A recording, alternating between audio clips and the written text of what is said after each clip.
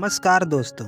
आज का टॉपिक है मानव अपेंडिक्स यानी मानव ह्यूमन अपेंडिक्स के बारे में हम बात करने वाले हैं। तो इस अंग के बारे में अगर जानना चाहते हैं तो ये वीडियो बस आपके लिए है।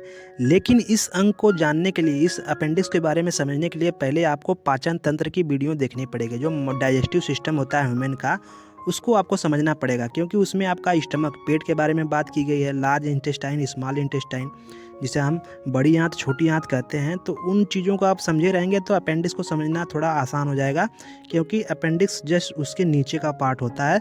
तो अपेंडिक्स के बारे में हम समझाने वाले हैं। तो चाहिए समझते हैं अपेंडिक्स क्या है।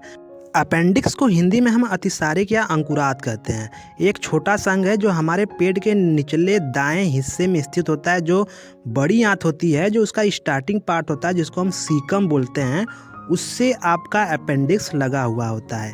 आइए हम फिर देख लेते हैं। जैसा कि सब कुछ आपको स्ट्रक्चर में दिखाई दे रहा है, तो हम देखते हैं क्या देखेंगे। Anatomy of appendix. एनाटॉमी का मतलब होता है बेसिकली स्ट्रक्चर के बारे में, कैसा दिखता है, कहाँ पे स्थित होता है, इसके बारे में देखेंगे। तो लोकेशन इसका देख लें। अपेंडिक्स को हमारे पेट के नीचे दाएं हिस्से में स्थित होता है, आंत के सीकम के पास। आकार इसका क्या है, स्ट्रक्चर में उसकी उंगली की तरह दिखाई देती है। जो आपकी उंगली फिंगर होती है, इस तरह की आपकी अपेंडिक्स दिखाई देती है, जिसका आकार लगभग 4 इंच लंबा होता है। यह अंग सीकम से जुड़ा होता है और कुछ हिस्सा इसका इलियम से भी जुड़ा होता है। इलियम क्या है, जैसा कि स्मॉल इंटेस्टाइन, जो छोटी आंत होती है आपकी, स्मॉल इंटेस्टाइन जो होती है, उसका जो इंड पार्ट होता है वो आपका इलियम कहलाता है। जैसा इसकी में आप स्ट्रक्चर में देख सकते हैं, जो लार्ज इंटेस्टाइन, स्मॉल इंटेस्टाइन एक दूसरे से जुड़ा है। जो जुड़ा हुआ पार्ट स्मॉल इंटेस्टाइन का है, वही आपका क्या कहलाता है, इलियम कहलाता है। अपेंडिक्स में ब्लड सप्लाई कैसे होता है? अपेंडिक्स में ब्लड सप्लाई सीकम के द्वारा प्राप्त होता है। अक्सर लोगों में अपेंडिक्स का आकार अलग अलग होता है, लेकिन आमतौर पर ये आंत के पीछे हल्का नीचे की दिशा में होता है। आपका जो अपेंडिक्स होता है, उसका फंक्शन क्या होता है, वो कौन कौन से कार्य आपके शरीर में करता है, तो इसको देख लेते हैं। पिछले समय माना जाता था कि यह सिर्फ एक वेस्टिजियल ऑर्गन है। इसका मतलब क्या है, यानी कि यह शरीर में किसी काम का नहीं होता है। लेकिन हाल ही में किए गए शोध में दिखाया गया कि अपेंडिक्स का कुछ काम हो सकता है। बैक्टीरिया, जैसे बैक्टीरिया का स्टोर हाउस। ठीक, अब इसका मतलब क्या होगा? कुछ शोध के अनुसार अपेंडिक्स हमारे पेट में फायदेमंद बैक्टीरिया का स्टोर हाउस हो सकता है। जब हमारे पेट में किसी भी प्रकार का संक्रमण होता है, तब यह बैक्टीरिया हमारे शरीर को सुरक्षित रखते हैं और स्वस्थ रखने में मदद करते हैं। अब आप बोलोगे कि बैक्टीरिया तो हमारे लिए इन्फेक्शन का कारण बनता है, तो हमारे लिए हार्मफुल बनता है, लेकिन ऐसा नहीं है। कुछ बैक्टीरिया हमारे शरीर के लिए, सेहत के लिए फ़ायदेमंद होते हैं। एंड दूसरा कार्य इसका इम्यून सिस्टम में योगदान होता है। इम्यून सिस्टम क्या होता है?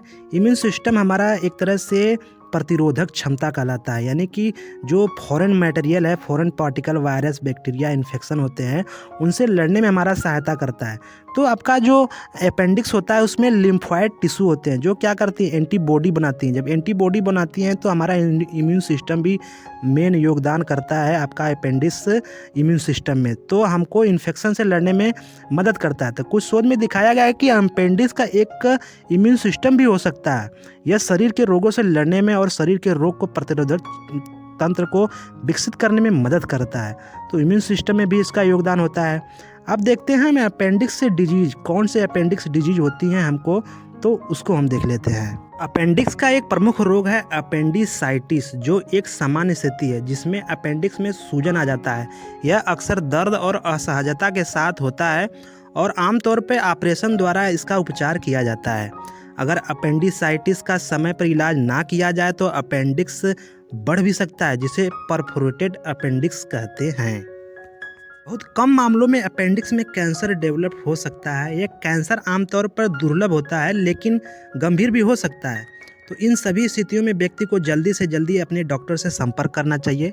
अपेंडिसाइटिस का इलाज अक्सर ऑपरेशन के माध्यम से ही होता है। तो आप सभी ने देखा कि महत्वपूर्ण जानकारियाँ अपेंडिक्स के बारे में। उम्मीद होगा वीडियो पसंद आया होगा। अगर आपके कुछ डाउट एंड सुझाव हो तो कमेंट बॉक्स में ज़रूर लिखिए। चैनल पर नए हैं तो चैनल को सब्सक्राइब भी करते जाइए। कहने से तो आप करेंगे नहीं, वैसे भी 3 चीज़ें दिख रही हैं, subscribe, share and comment and like. तो कम से कम इनमें से कोई 2 काम तो आप करते जाइए। मिलते हैं नेक्स्ट वीडियो में, इसी तरह की वीडियो आपको मिलते रहिए। तब तक धन्यवाद।